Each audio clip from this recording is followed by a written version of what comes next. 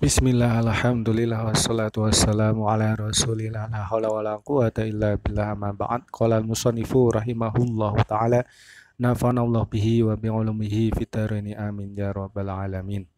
Bismillahirrahmanirrahim. Sekarang kita akan mengkaji mustalah al-hadis. Mustalah al-hadis itu mempelajari tentang istilah-istilah dalam hadis. Sekarang kita mulai dari awal. Ta'rifatun awaliyatun. Ta'rif atau pengertian dasar.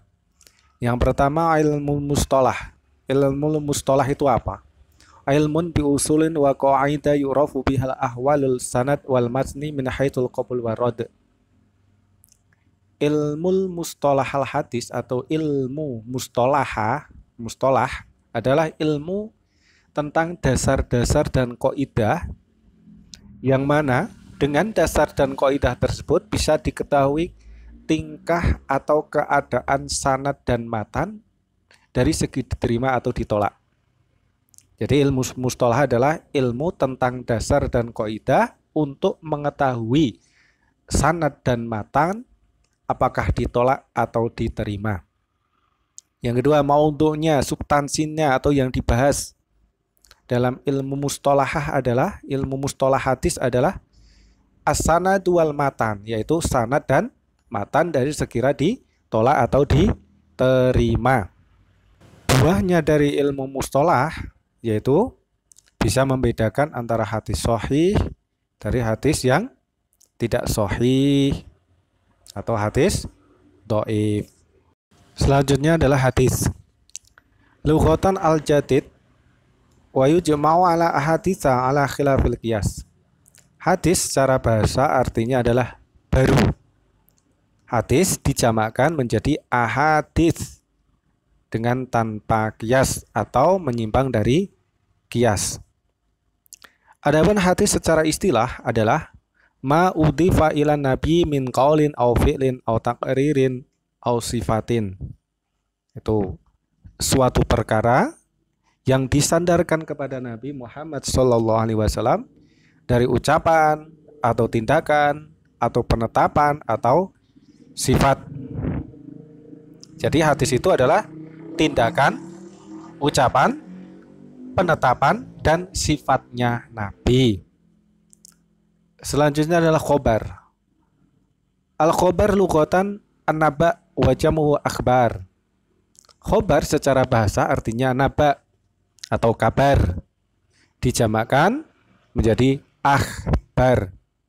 Adapun secara istilah, khobar itu ada 3 pendapat. Pendapat pertama, huwa muradifun lil hadis. Pendapat pertama, khobar itu sama artinya dengan hadis, yakni tindakan, ucapan, penetapan, dan sifatnya Nabi.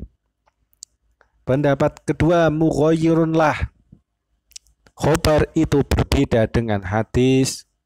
Kalau hadis itu sesuatu yang datang dari Nabi.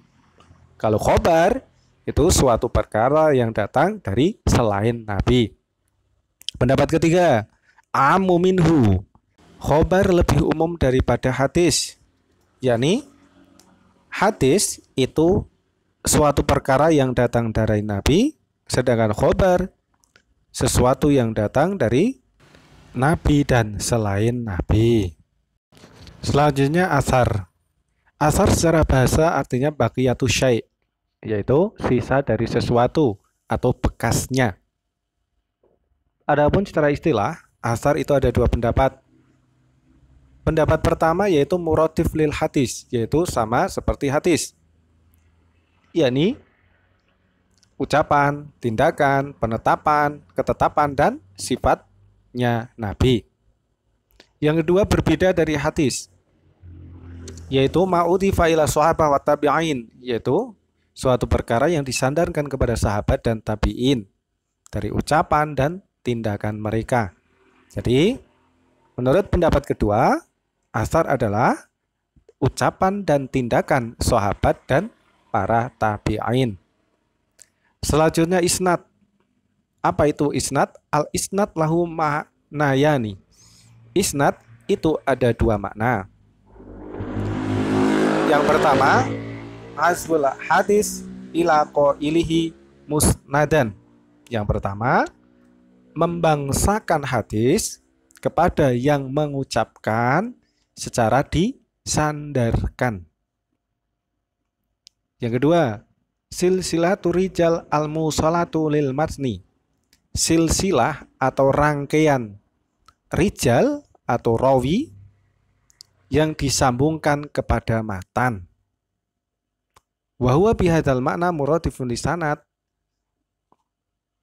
Kalau seperti ini, silsilah rawi yang disambungkan kepada matan, maka artinya seperti sanad. Selanjutnya sanad adalah al-mu'tamad. Sanad secara bahasa artinya al-mu'tamad atau yang dipegang. Dinamakan sanad karena memang hadis itu disandarkan padanya. Secara istilah artinya adalah silsilatu rijal al-musalatu lil matni, yaitu rangkaian atau silsilah rangkaian perawi yang disambungkan pada matan. Tadi rangkaian silsilah dari para perawi yang disambungkan kepada matan itu namanya sanad.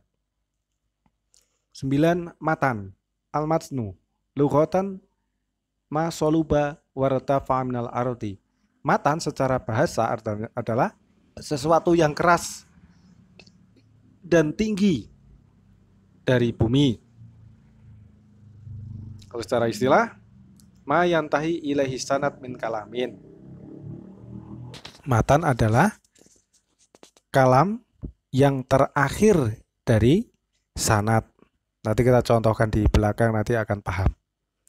Al-musnad bifatin nun.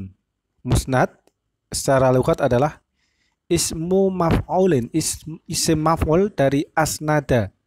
Adapun secara istilah itu ada 3 makna. Yang pertama, kullu kitabin jumi'a fihi marwiyatu kulli sahabiyin ala hiddatin.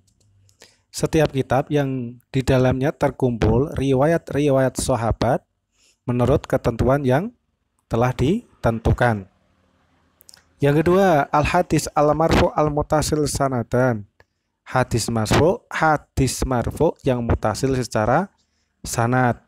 Yang ketiga, ayurada bihi as-sanad. Yang dimaksud musnad adalah sanad, maka memakai masdar mim. Jadi musnad yaitu sanad. Selanjutnya al-musnid bikasrin nun. Siapa musnid? Huwa man yarwil hadis bisanadihi sa'un akan indahu ilmun bihi am laisa lahu ila mujarradu riwayah. Yaitu orang yang meriwayatkan sebuah hadis dengan sanadnya, baik dia mempunyai ilmu tentang sanad atau hanya sekedar meriwayatkan. Selanjutnya al-muhaddis, yaitu huwa man yastakhilu bi ilmil hadis riwayatan wa dirayatan. Yaitu orang yang sibuk dengan ilmu hadis baik secara riwayat atau diroyah dan mentelaah secara kebanyakan dari riwayat dan kondisi perawinya. Itu muhaddis. Jadi muhaddis itu orang yang sibuk dengan ilmu hadis baik secara riwayat atau diroyah, mempelajari tentang riwayat dan perawi-perawinya. Selanjutnya al-hafidz. Al-hafidz itu ada 2 pendapat. Yang pertama, muradifun lil muhaddis inda kasrin minal muhaddisin. Yang pertama maknanya sama dengan muhaddis, yaitu orang yang menyibukkan diri dengan ilmu hadis secara riwayat dan diroyah. Jadi untuk mudahnya, ilmu riwayat dan ilmu diroyah segini. Ilmu riwayat itu ilmu yang membahas tentang hadis, tentang lafal-lafalnya, tentang pengertiannya, itu namanya ilmu riwayat. Kalau diroyah itu ilmu yang membahas tentang kaidah-kaidah yang membahas tentang sanad hadis dari riwayat atau rawi. Kemudian al-hafidz menurut pendapat kedua yaitu arfa'un darajatan minal muhaddis. Al-hafidz itu lebih tinggi derajatnya daripada muhaddis karena al-hafidz itu lebih banyak mengetahui setiap tingkatan para perawi hadis dibandingkan pengetahuannya. Seterusnya yaitu al-hakim. Huwa man ahata ilman bijamil hadis, yaitu orang yang pengetahuannya mencakup seluruh hadis, sehingga tidak ada perkara yang tidak diketahuinya, melainkan amat sedikit, menurut pendapat sebagian ahli ilmu. Sekian itu istilah-istilah dalam hadis. Semoga bermanfaat. Wassalamualaikum warahmatullahi wabarakatuh.